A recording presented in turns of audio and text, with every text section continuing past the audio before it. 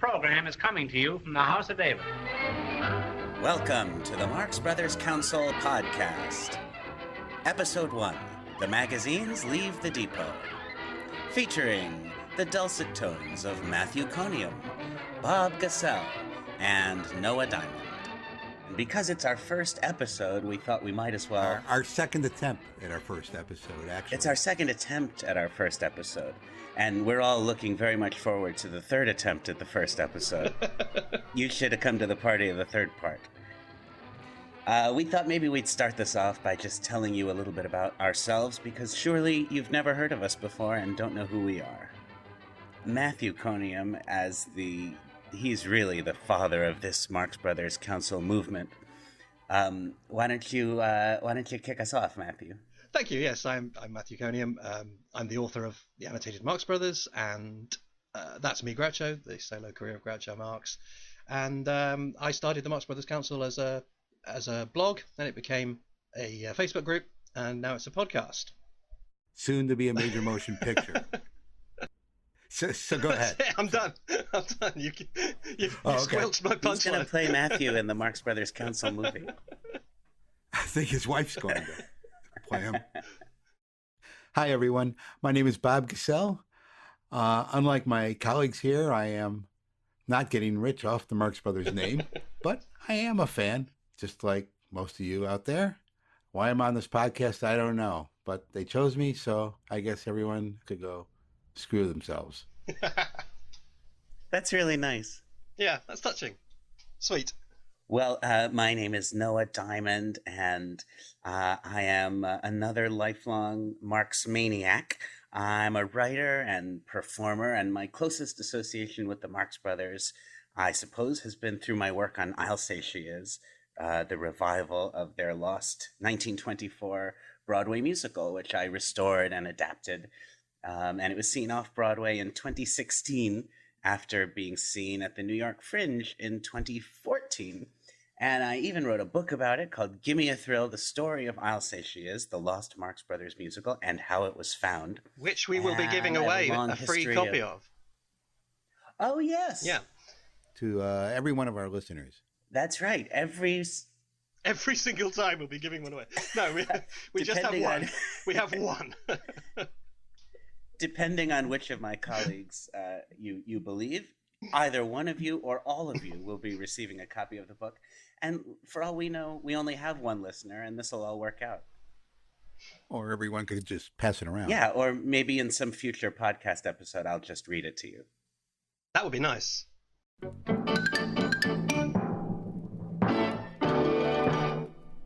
Now, before we continue, I think we need to get something out of the way here. The pronunciation of the name of the eldest brother. It should be Manfred. Not Monfred, no. No, seriously, I know the proper pronunciation is Chico, but I say Chico and always have and make no apologies for it. I know the story about how supposedly this was caused by a misprint or a misspelling on a billboard or in a program, but they had every opportunity to correct it in future programs, in the movie billings, in movie credits, but they never did. And it's presumptuous for them to think that we would pronounce it any other way. So I'm saying Chico. And I am going to tolerate that. Or edit it out. Yeah, I take your point. I mean, I say Chico because I'm set in my ways now, and because you do have to, stop and explain while you're doing it when somebody who's in the know says, why on earth are you calling him Chico? Don't you know it's Chico? But I see exactly where you're coming from. I think the whole story about the K being left off and it staying that way, on the one hand, all that's doing is explaining why it becomes Chico. I mean, CHICO spells Chico. There's no two ways around that. And as you say, it is presumptuous to expect people to know otherwise. But also, as with all these stories, I'm not sure that I really believe that, to be honest. I think it was changed deliberately, and I think it was changed deliberately because the meaning is slightly risque. And once they started explaining what their names meant, you'll see in some 1930s reports that there's this fake reason given that he likes eating chicken. So I think obviously there's a slight understanding that it's a little bit near the knuckle. So I think it was changed deliberately, and I think it was changed deliberately to Chico, to kind of obscure that. Obviously, his brothers are still going to call him Chico, and Groucho is going to say Chico later on in life on the interviews and things, and the story's going to get around, and people like us are going to start saying Chico. But I think ultimately it was changed to Chico, and it's perfectly reasonable to say Chico. I don't. I wish I had your guts, but I no, I see exactly where you're coming from. Well, I'd like to be the PR guy that came up and said, let's just say it was chicken. Yeah, he liked chicken. That was it. Yeah. Well, I feel exactly the same way you do, Bob, and that's why I pronounce it Bob Gassel. That's how it's spelled. He's had plenty of opportunities to change the spelling. Yeah. You know, that is the only reason I'm doing this podcast, is to get the proper... So people pronounce your name correctly? Yeah, yes. If that's the only thing they get out of this hour, so be it. Well, that's good. Maybe we should establish that for the sake of our listeners. And it's Matthew Conium, right? It's certainly not Conium. Most people say Conium.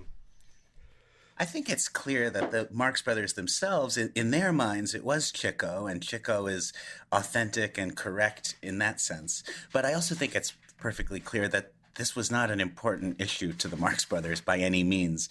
As has often been pointed out in later interviews, lots of journalists address Chico as Chico, and he never corrects them and tells them that they're pronouncing his name wrong. And I also think, although I say Chico chiefly because Groucho did, and I want to feel as authentic to those guys as I can. I think we have to be very easy on fans who say Chico, partly because you could watch every Marx Brothers movie every day for your entire life and never hear his name said out loud. It's no kind of prerequisite for being a true fan. With the exception of Ciccolini, which I guess sort of points you there. That is how that would have been pronounced, though. That if you once you put a Lini on the end of it, it does become Chick, and it's the Italian pronunciation would be Ciccolini. I also say Gruccio instead of Groucho. Why do we have our listeners sound off? Let us know if in a future episode of the Marx Brothers Council podcast you would like us to talk for a couple hours about the pronunciation of Chico's name. How would they reach us, Noah? Why, they would visit marxcast.blogspot.com. Marxcast being a contraction for Marx Brothers Council podcast. And perhaps a link to that site will be posted at the Marx Brothers Council, the now legendary Facebook group. I'll bet it will. Which we all owe our association. Do you know, I've got half a mind to go to that website now. It sounds marvelous. Is it? It is marvelous, and I've got half a mind, period.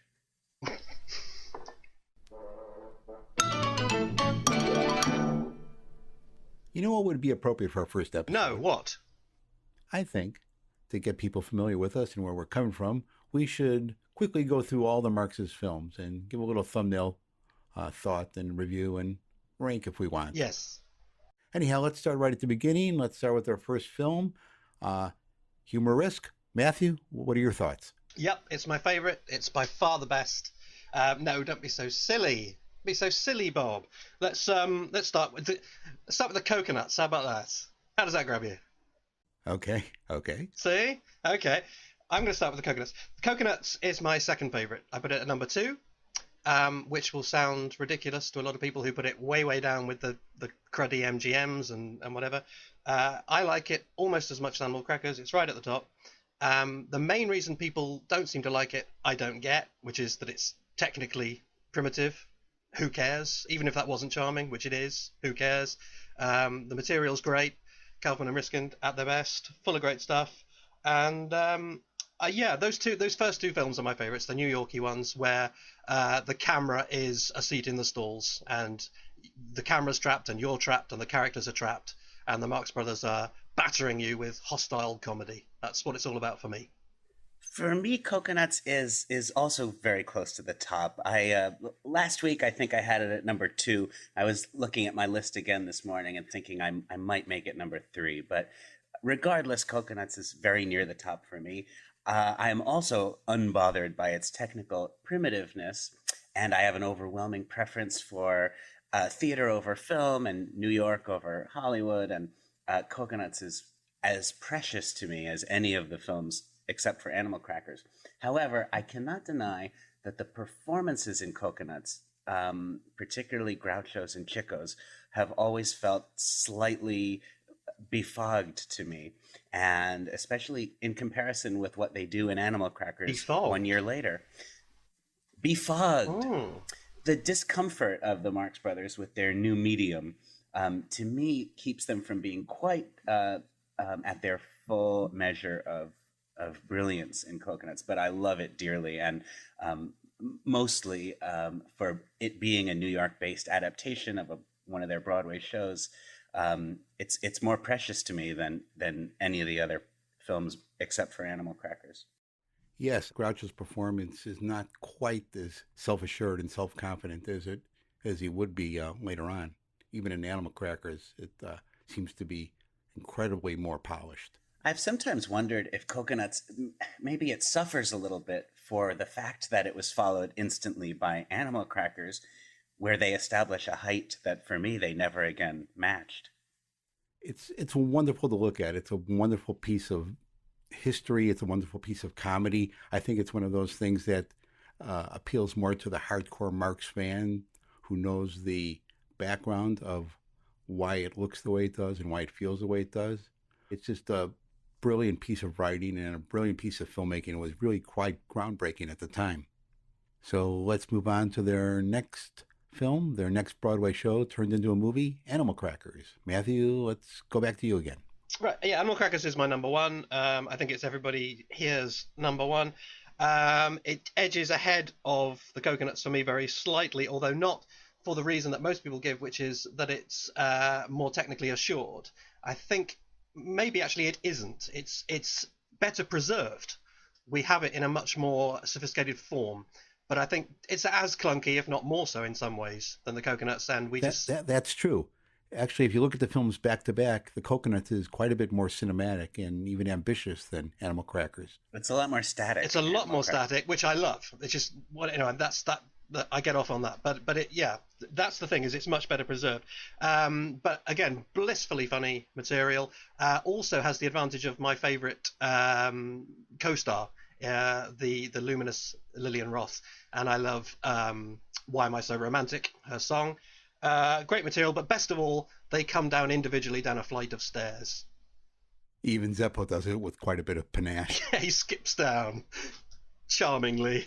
Yeah, well, I certainly agree with all of that. For me, Animal Crackers is their best film by a considerable distance. For me, Animal Crackers is anybody's best film by a considerable distance. And just an almost perfect capture of what I think they were like on stage. The material is so unbelievably strong. You have not only Kaufman and Riskin, but Kalmar and Ruby all credited on the same film. And all of the performances, and I think especially Groucho, just never had the degree of force. And even Groucho's physical performance in Animal Crackers seems to me distinctive beyond anything else he ever did on film. I just love it, and for me, Animal Crackers is the yardstick against which we measure all the films, and the others for me are successful or unsuccessful based on how much they capture the spirit of Animal Crackers.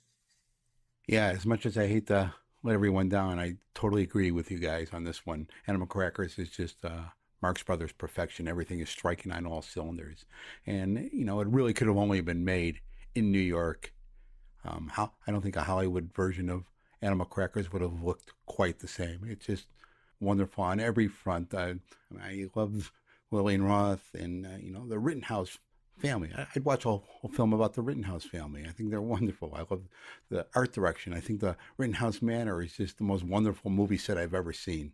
Right from the first second, I think. If you imagine when the lights go down in the cinema and you hear that ba-da-da, ba-da-da, it's just instantly it kind of, the Marx Brothers are here. That opening music to me is the opening Marx Brothers music of everything. Now let's move on to Monkey Business. The Marxes go out to Hollywood and make their first full-scale Hollywood-type film. And Matthew, let's start with you again. Monkey Business, yeah. Just as Coconuts and Animal Crackers were very nearly joint first, I can slightly separate them. I really can't separate Monkey Business and Horse Feathers, or at least I can't for any great length of time. They are joint third for me, and they do kind of play as a pair. Obviously, Thelma Todd's in both, and they're the two kind of early Hollywood ones. I think they're both great. Yes, they are much more cinematic. They have a much more stop-start rhythm, all of which are good points for most people, but for me, slightly take the edge off them. But just fantastic material, including the Maurice Chevalier passport sketch, which I would probably nominate as my number one favourite of all their scenes. Yeah, a very comfortable position 3. Interesting how many people group Horse Feathers and Monkey Business together. I find that strange because Monkey Business is unique in Marx films in that it's the only one where Groucho does not hold some sort of position or authority. Yeah. They start out on an even plane, all being stowaways, and work together as a group, as a team throughout the whole film, which is a unique thing in their careers. This is the only time they did And the it. only one that rises in status is actually Zeppo, isn't it? Yes. Because he starts off as a fellow stowaway, and he ends up presumably engaged, certainly hitched up with the girl. It's because he's got a better suit. I find Monkey Business is so much fun, and it's such a good introduction to them. I think it's probably the best one to show someone if they don't know the Marx Brothers, to sort of get them into the mood. And yet, Bob is right. It's incredibly atypical. And one of the things, like in my most recent attempt to rank the films, Monkey Business came in 5th for me, the lowest ranked of the Paramounts, which feels wrong. It feels painful to put it so far down the list because it's so great and it seems so distinctive, and the image of the 4 of them running all over that ship seems tied to their essence in a way that not all the films give you. And yet, no musical numbers. The dynamic between the brothers and among the brothers and the rest of the world is a little different in Monkey Business. The absence of Margaret Dumont, as with Horse Feathers, makes it something less than an archetypal Marx Brothers movie.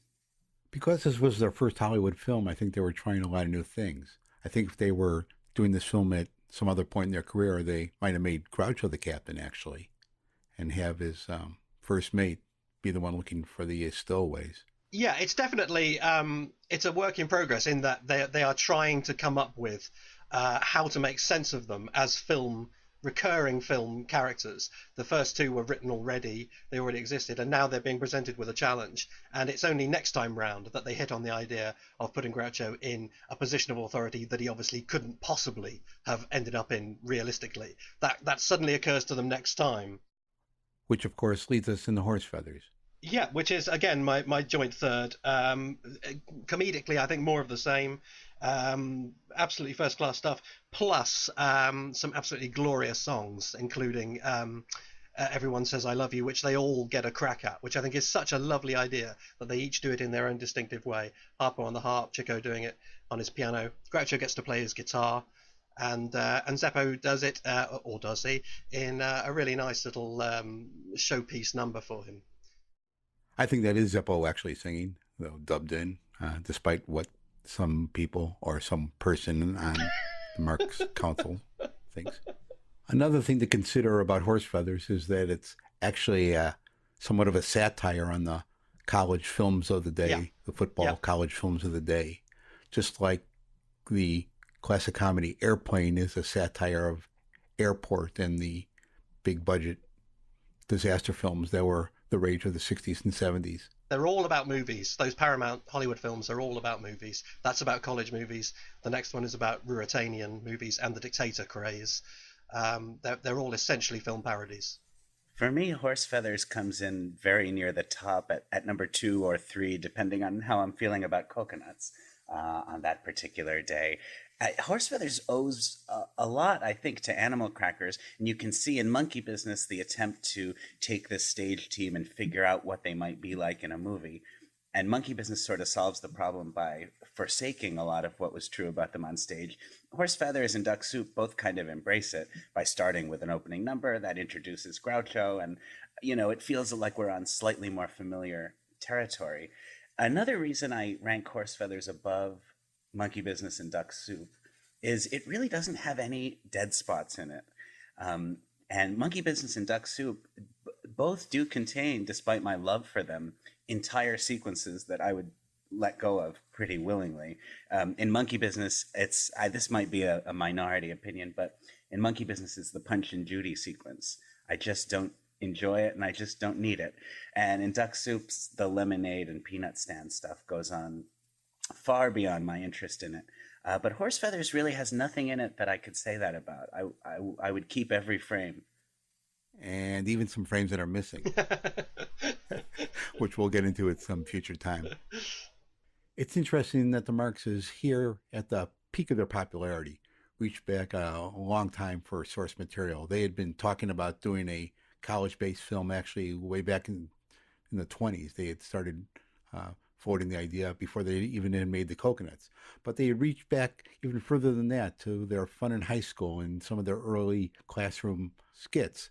So they were not adverse to looking backwards for sources, for source material, but bringing it up to date, bringing it up to their current characters. And like Duck Soup, I think this film is just so jam-packed and so compressed. I wish it would had more time to breathe some of these scenes, some of these plot lines. But it's hard to complain with what we got on the screen. It's just maybe their best Hollywood film. That's for you to decide. So I'll leave it there. Let's move on to Duck Soup, which I think Matthew has some controversial thoughts about. Matthew? Yeah, Duck Soup I've never seen. I hear it's good.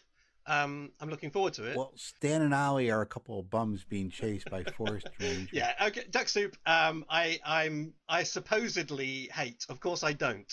It's my number 6, which means it's comfortably in the top half of their very best films.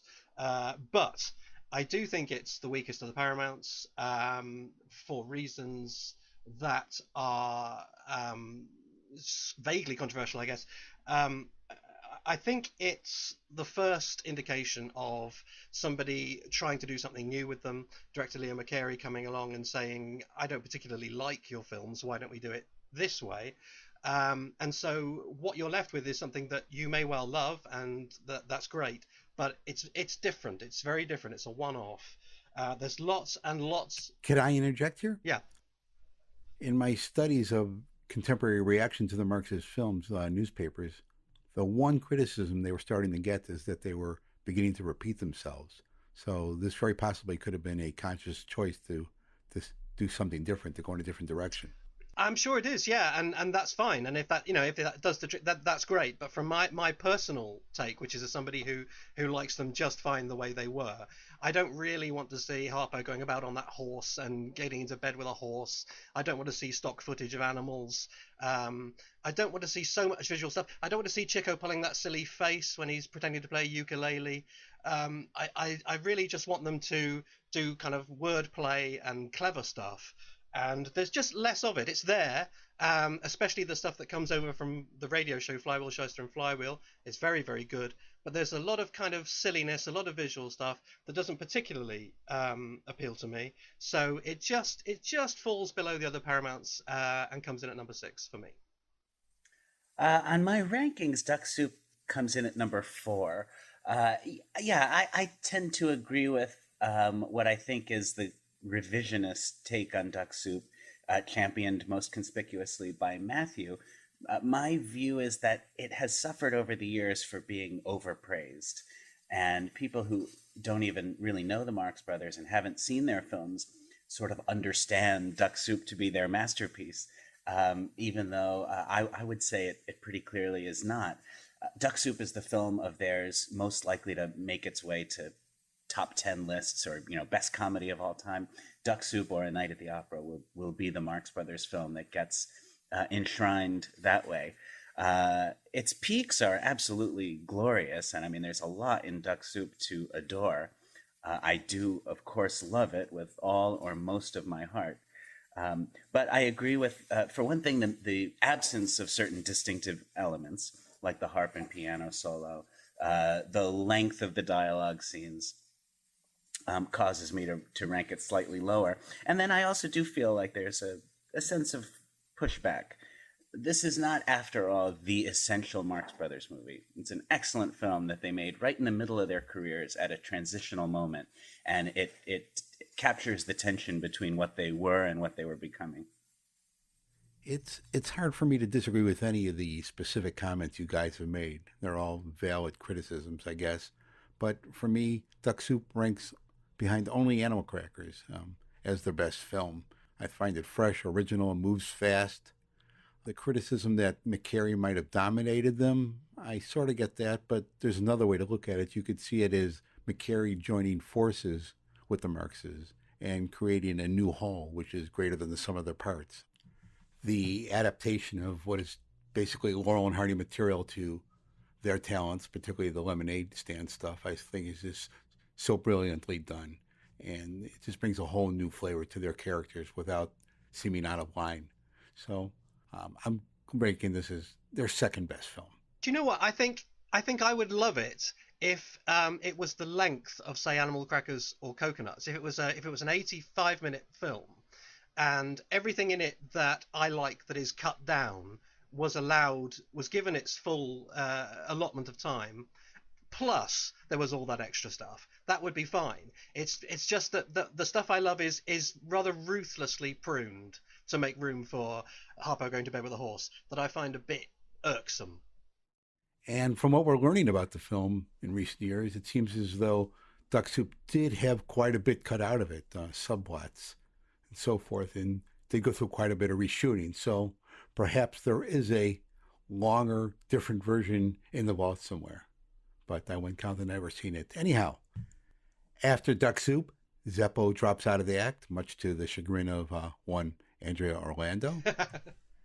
And after a lengthy break, Chico somehow finagles a contract with MGM and Irving Thalberg, and we move on to A Night at the Opera. Matthew? Yes, Night at the Opera obviously is one of their most important films. They hadn't made a film for a year, their Paramount contract had ended, and along comes Irving Thalberg of MGM, who takes them on, I think, probably almost as a kind of a bet with himself, as his latest pet project.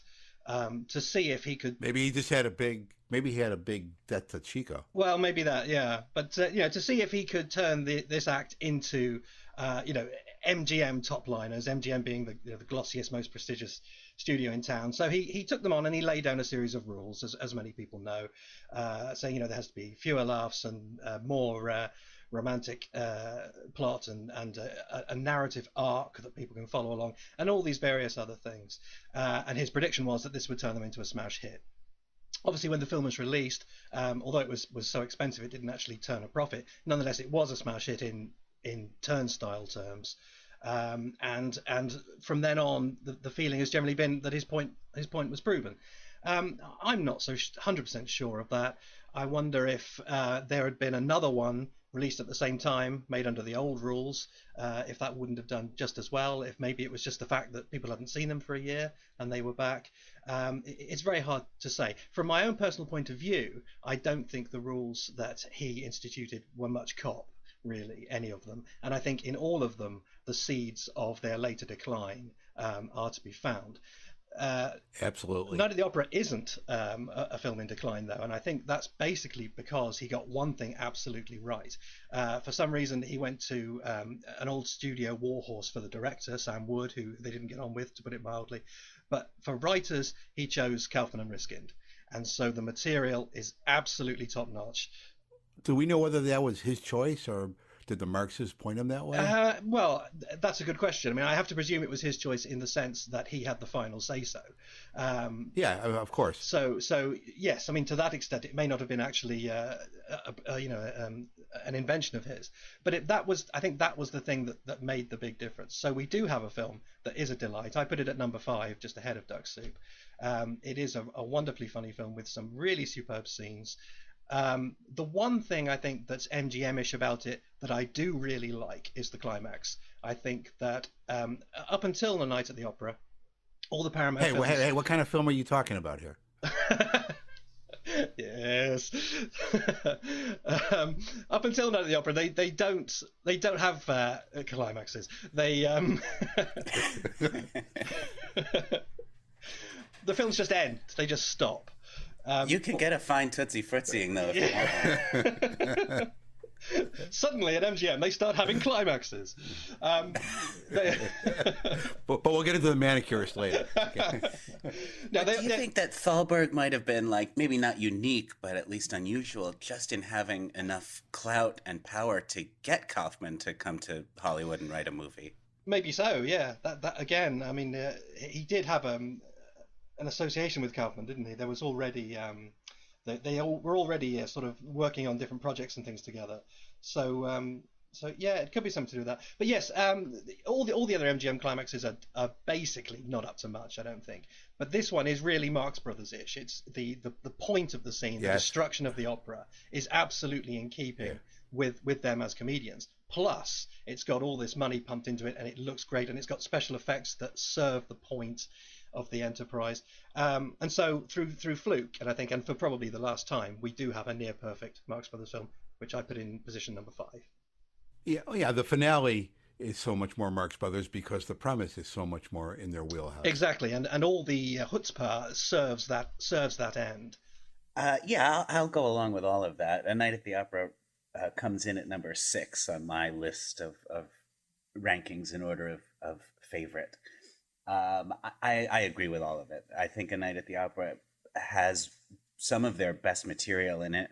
For Groucho in particular, it seems sort of a triumph from a performance point of view. Also, Chico has the wonderful aviator speech, which is one of his great moments. At last. There's a lot. Yeah, his last great moment, yeah. And the last time Chico genuinely seems to be the brilliant absurdist comic who we met we met him in Coconuts. On the other hand, A Night at the Opera is also accurately seen as the beginning of the end. And Groucho being kicked down the stairs and the sort of sickening, sympathy-inducing park bench scene, the seriousness with which the musical numbers are taken when they don't involve the Marx Brothers, it all is sort of the herald of the depths that are to come. But it's hard to feel badly about A Night at the Opera because so much of it is so good. Yes, the film was a huge success. And what MGM did was they took the template of the film, the dramatic beats, the songs, the romantic subplot, and so many other things, and thought that was the reason it was a success. And they copied it down the line. But what they didn't copy or couldn't copy was Kaufman and Riskin's script, which was the real reason it was so good. And I must agree with Noah in that this film really is a triumph for Groucho, who dominates the film. I think it's his best material, the best material he's been given since Animal Crackers. And he's the one who really carries the weight here. Chico really has his last iconic moments and has a couple of great scenes. But I have a little issue with Harpo here. I don't think it's his best film. Yes. His performance is as good as ever, and he does have some wonderful moments. But overall, his character is not well served here. He basically annoys people. In the past, at Paramount, he bewildered them and confused them, but here he just annoys them and upsets them. In the finale, he somewhat redeems himself, but still, I can't really rate this quite as high as most of the Paramount films because Harpo, my favorite brother, is not as well served here. So I can't really rate this higher than like 4 or 5. So let's move on to A Day at the Races. Yep, Day at the Races for me drops right down to number 9. This is a film I think that has slipped away in popular estimation. It was once thought of as very much the second half of A Night at the Opera and almost as good. I think most people now would agree with me that it really isn't. It's opera done again, but not as well. It's, in a sense, although Thalberg was dead by the time it was completed, in a sense it's the film where Thalberg wins.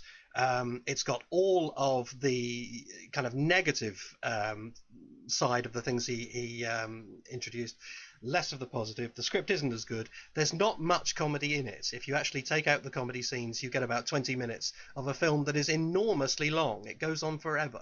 It's about an hour and 3/4. It's their longest one, I think. Not much comedy in it. It's got a big, expensive climax that doesn't even intend to be funny. It's just a horse race. Lots of nasty, glutinous sentimentality. A couple of great bits. I like the examination of Margaret Dumont, the medical examination. I love the call to the Florida Medical Board because suddenly Groucho is being Groucho again. On the main, in the main, the boys are in good form. They're relatively sprightly, but they're not being given much straw to make bricks with. And Groucho, for the first time, has to basically apologize for his existence, as he's not right. Groucho Marx moping through the movie, saying, "If only I weren't such a fraud." For all we know, he could have been a fraud in Animal Crackers as well. He might have kidnapped the real Captain Spaulding at the bus depot, and perhaps that's the reason he's so hard to get a direct answer out of. And that's the thing with the call to the medical board. All he has to do there is get himself off the hook by saying, "Yeah, this guy's a real doctor," but he doesn't. He pisses about and he makes it worse for himself because suddenly he's Groucho and he can't help it again. For the rest of the film, he's not like that. Yeah, it seems as though A Day at the Races subverts everything we used to love about them. It has a very happy spirit behind it, and it's not an easy film to hate, but I couldn't think of a way to defend it from any of the charges you've just made. A couple of great segments, the Florida Medical Board, and for me, both examination scenes, the Dumont examination and the Harpo examination are fine. And there's also something just iconic about Groucho as Dr. Hackenbush. I'm not even sure why, because as we've pointed out, Hackenbush is not really a Groucho fraud in the grand tradition.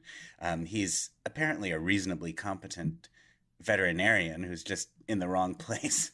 And yet, maybe because Groucho enjoyed playing a doctor so much and identified with that role for the rest of his career, something about Groucho playing a doctor, and specifically playing that doctor, does have a kind of classic, iconic power to it that nothing in any of the later films has. And it's a strange thing, isn't it, that Margaret Dumont already knows him. She specifically brings him in the way that she brings Firefly into Fredonia, because there's obviously been some backstory where he's been pretending to be her doctor. So he's already been doing that, presumably for financial gain. But then suddenly when he gets... Now there's a prequel I'd like to see. When he gets another crack at it, he goes all to pieces and he starts moping about and cringing. It makes no sense. I'm always interested in the moment when Dumont says in A Day at the Races of Groucho, she says, "I never knew there was a thing the matter with me until I met him," which on one hand, that's a very funny line. On the other hand, it makes you aware that the plates are shifting under our feet here. Now she's getting the funny lines about what a fraud he is. I love Maureen O'Sullivan saying, "I'm satisfied with Mrs. Upjohn's recommendation." You think, what? Why are you? This bloke's just come in with a painted on moustache, and is obviously. The premise of this film doesn't work unless I say this line. She's desperate to save this business, and that's good enough for her. My opinion of the film is that it's very good. The humor is all fine. It's all good. I don't know if any of it is great. I really like the paper hanging scene towards the end. Oh, yeah. I love Thank You. As Matthew pointed out, the rhythm of the film, the pacing and the length of it sort of detracts from the humor. It doesn't really add to it. And I think these comic scenes could have worked better in a tighter film. So now I guess we should move on to room service. It should be said here, if you weren't aware, that the Marxes were not going to do the film as their traditional characters, or not totally, and they were seriously considering not even being in their traditional makeup and costume. And there was even thought of Harpo talking, but that fell by the wayside. Yes, originally, it was a Broadway play, as everybody knows, that was not written for them. It was a hit Broadway play already that was then taken on as a vehicle for them. They were originally going to do it in new characters, as it were. A sort of half-hearted compromise was the end result, and for that reason, most people put it way, way, way down the list. I don't. I put it at number 8, ahead of A Day at the Races, because although it's experimental and very different, to my mind, it's a good farce, and there's nothing you can do about that. It is a good, fast-moving farce, but also I think it's easy to overplay how different their characters are. Yes, they are different from what we know, but then so they are in At the Circus and Go West. And I would rather see them dominating a film in the way that they do here. I mean, they're in pretty much every scene, but also they're scheming and they're duplicitous and they're self-serving rather than trying to help those kids. So for that reason, I rate it quite highly compared to what's still to come. I'd put it at number 8. I love the climax as well in the theatre with the dead bodies popping up. I think it's a good film. Number 8. I've got Room Service at number 9. Yeah, I don't dislike Room Service. It is certainly true that it's different from their other films. It's an experiment. It's not a completely successful experiment, but because it's not trying to be a Marx Brothers movie, the fact that it fails to be one is inoffensive to me. And it's a delight to see them. They perform with great verve and energy. To me, Room Service and Love Happy sort of belong together. They are the two Marx Brothers films that aren't really Marx Brothers films. They are experiments. And they're not completely successful experiments, but they're pleasant. For me, Room Service is considerably more pleasant than Love Happy. Another thing that connects those two films that I always think about, and that for me redeems both of them somewhat, is that although they are departures for the team, they do place the Marx Brothers in what for me is their natural habitat, which is the world of New York and the world of the theater. Just for taking place in that milieu of the urban arts scene, Room Service and Love Happy do feel like throwbacks to the days of Coconuts and Animal Crackers from a certain point of view that none of the others do. So Room Service, it's not what I would give anyone to watch in order to show them how great the Marx Brothers are. But for seeing a team that I love try something a little different, I find it, worthwhile and perfectly pleasant. Yeah, it's one of those films where the story behind the film and the making of it is probably more interesting than the finished product. But if you know what it is and can appreciate the Marxes trying something different and are not expecting a traditional, I'm finger quoting here, Marx Brothers film, you might appreciate it a bit more. Anyhow, after the somewhat mixed reaction to Room Service, the Marxes went back to MGM and decided to play it safe, about as safe as they could, with At the Circus.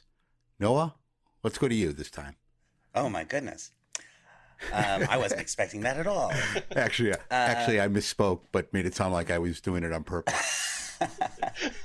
At the Circus, yeah, for me it's number 11, which of course is pretty near the bottom of the list. Only Go West and Love Happy rank lower for me. I really have a hard time enjoying At the Circus. It certainly has some great highlights in it. Lydia the Tattooed Lady for me being by far the highest. Here and there, the comedy scenes do achieve something. It's nice to see Margaret Dumont making a late entrance in the film. But for all the oft-cited reasons, including the circus being a kind of tiresome backdrop for the Marx Brothers, I don't get any pleasure out of seeing them in that context. And also, of course, as we've said many times, Groucho's toupee and performance in At the Circus and Go West, for me, those films, it costs them a lot of points. That Groucho Marx, I think the greatest comic performer ever captured on film, is so very diminished by those strange choices. And so when you have the diminished MGM version of Harpo, and the edges, Chico's rough edges are all smoothed out in that MGM way, and you don't have the very vital Groucho that you have in opera and races, At the Circus is a pretty bitter slog for me. But on the plus side, it doesn't have Zeppo. So that's a point in it. You know you're opening the door to a Kenny Baker conversation that never ends. Or hopefully never begins. Oh boy, did you really mean what you said, Bob? Andrea, please leave us alone.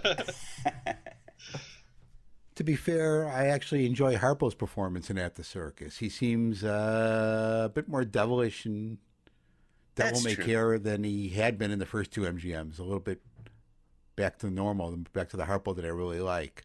as you guys have said, this is somewhat offset by Groucho's strange performance and characterization. He's almost like a bad Groucho imitator, or had too much caffeine. I don't know what's going on. And as I've mentioned elsewhere, this film does contain my least favorite moment in the entire Marx Brothers career, and that's Groucho on the ceiling in Eve Arden's dressing room screaming for help when he's stuck in the boots. I cringe just thinking about it. And to be honest, I'm not really that big a fan of Lydia the Tattooed Lady. It's not really that it's a bad song. It just doesn't really seem to fit Groucho. I like his more sardonic songs that he did in Horse Feathers and Duck Soup. This seems a little bit too cute for Groucho, almost like something Danny Kaye would do.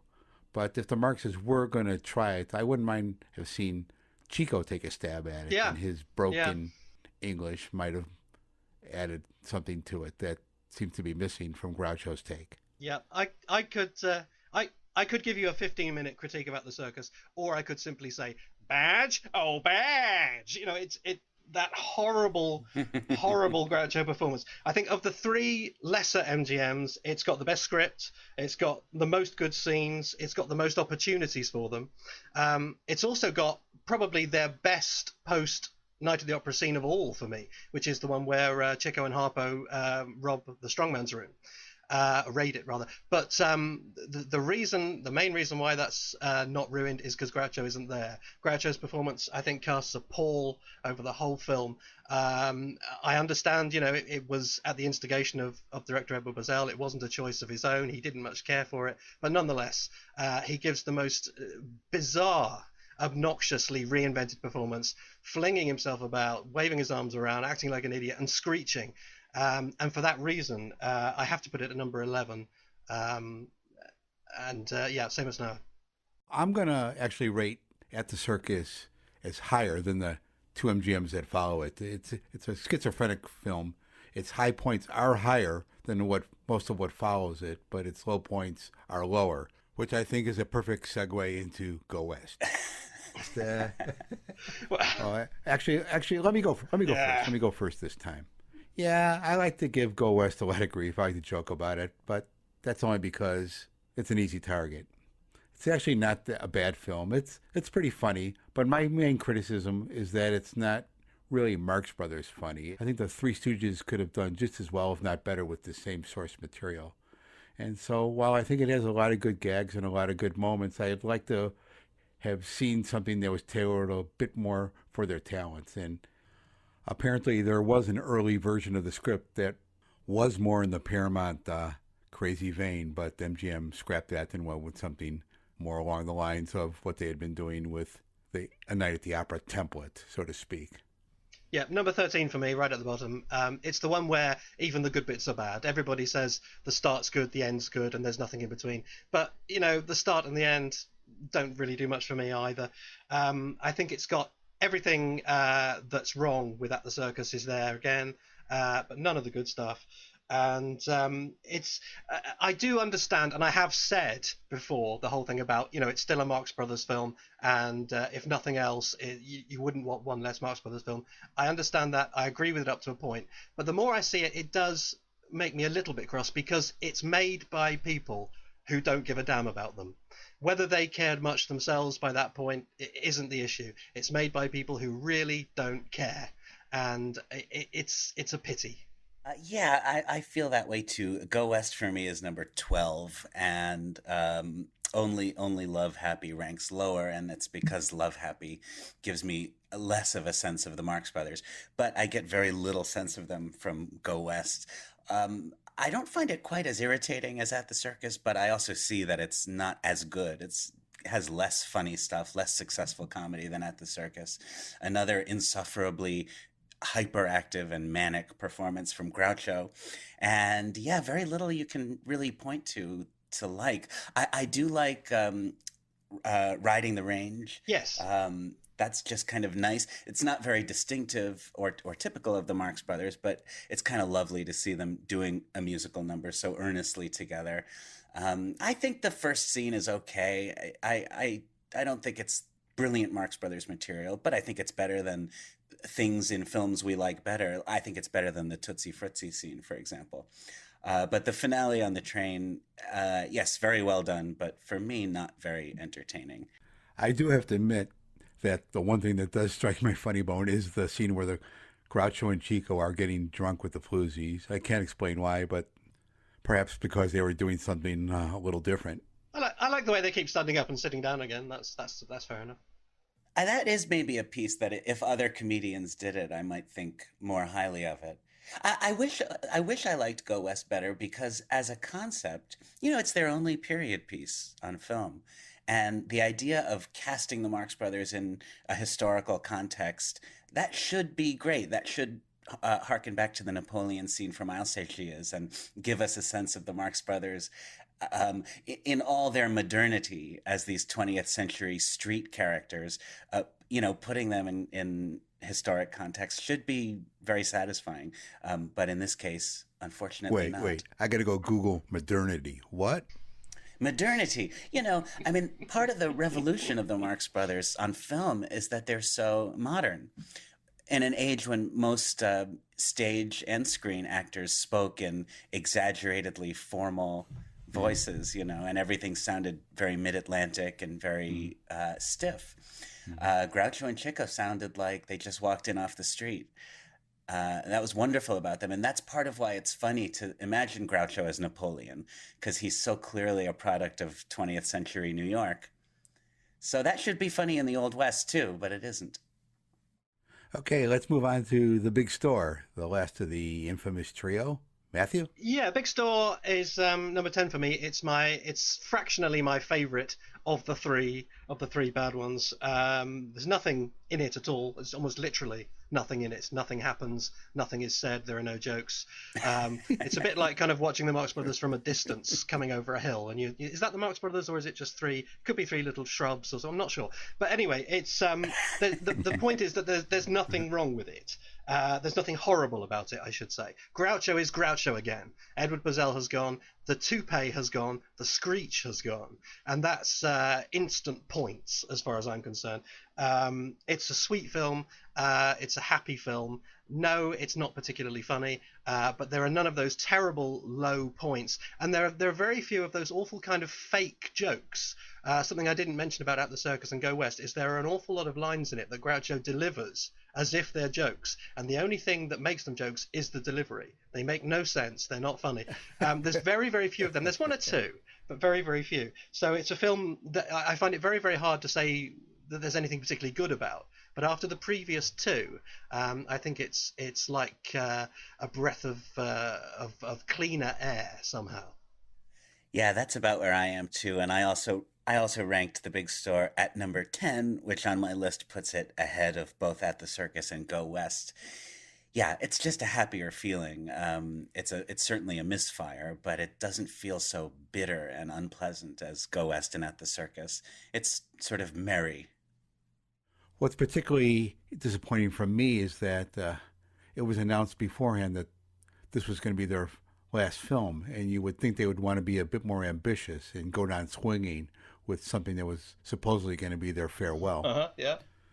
But actually, I don't mind The Big Store. I think it's not particularly funny. Nothing makes me laugh out loud, but nothing makes me cringe either. I think it's just all very nice and likable, and a much more likable film than Go West, which actually might be a hair funnier than this one. It was nice to see them back in a traditional Marx Brothers setting and traditional costume and traditional performance for Groucho. So my only criticism is that there's nothing great in The Big Store. And as we all know, it turned out not to be their farewell film, and neither did the next one. Let's talk about A Night in Casablanca. Matthew? Yep, leaping back up then to number 7 for that one. I think it's a wonderful return to form. The important thing to say before I get carried away is that nothing in it is new. Absolutely everything in it that is funny is something they've done before. It's very deliberately a rehash. Having said that, we could have done with a few more rehashes in the previous three films. I think that the break has reinvigorated them. I like the way they're centre stage again. Yeah, it looks a bit cheap. They look a bit older. Although I love Groucho's white suit. I think that looks great. But I think it's funny, and I think they're back, and it kind of hits you as, here we are, we're back again, and the material is good enough to sustain that feeling. I think it's wonderful that they were able to give such a nice performance and do such a good film at this point in their career at their ages. Perhaps after the big store, people might have wondered whether they were even capable of doing a good film anymore. But this proved them wrong, that given the right material and having a bit of enthusiasm for it, they really could still bring the goods. And it's just a shame that they didn't continue on in this vein. I would have been very happy had they continued doing films the quality of A Night in Casablanca for a few more years. Yeah, I completely agree with every word of that. And it comes in at number 8 for me, but I think it essentially ties with A Day at the Races in my estimation. And I would, on most occasions, probably rather watch A Night in Casablanca than A Day at the Races, because it's tighter and a little bit less familiar to me. And also, Matthew, you're so right about that white linen suit. That doesn't get talked about enough, but Groucho in that white linen suit, I just love it. And I've had the feeling I would almost want to do a staged version of A Night in Casablanca just to wear that white linen suit. The suit also serves the purpose of distracting us from Harpo's pseudo wig or cotton candy or whatever he's wearing up there. Harpo's white linen wig. So let's finish up here with Love Happy. Noah, I'm going to go to you first on this one. Yeah, I mean, I think we are all disciples of James Agee as far as the point that the worst film the Marx Brothers might ever make would be more worth our time than the best film that somebody else might make. This is the one that proves the point. I strongly feel that way. But yeah, I have to put Love Happy at the bottom, not because I think it's atrocious or unbearable. It's actually quite a pleasant little movie, and it does reveal a side of Harpo that's sort of sweet and not thoroughly explored elsewhere. But if I feel like watching the Marx Brothers, my favorite performers in the history of stage or screen, and getting just a taste of their delicious essence, Love Happy is the film that does the least for me in terms of hitting that spot. And ignore what you might see or read. This film does not co-star Marilyn Monroe. She's in it about as much as, well, not much more than I am. But like Room Service, it does not belong in the normal Marx catalog. It deserves to be looked at as it was originally intended, as a solo Harpo vehicle. And when you look at it that way, you can appreciate the charming little film that it actually is. Sorry, I was still thinking of Noah tasting their delicious essence. I was off for a minute. Yeah, sorry about that, guys. That I really wish it hadn't come out that way, but here we are. Yeah, I put it at number 12. I put it slightly ahead of Go West. It doesn't bother me in the way that Go West does. There's nothing much in it. Nothing happens. They look old. They look tired. There's no material of any sort. But it's a happy watch. It's a pleasant watch. The one thing I will say that stands out for it is I like Chico's solo in it. I think it's the best piano solo he's had for quite a long time. I think it works very nicely. Other than that, it's over quickly. It's happy. It's love happy. So I put it in at number 12, just ahead of Go West.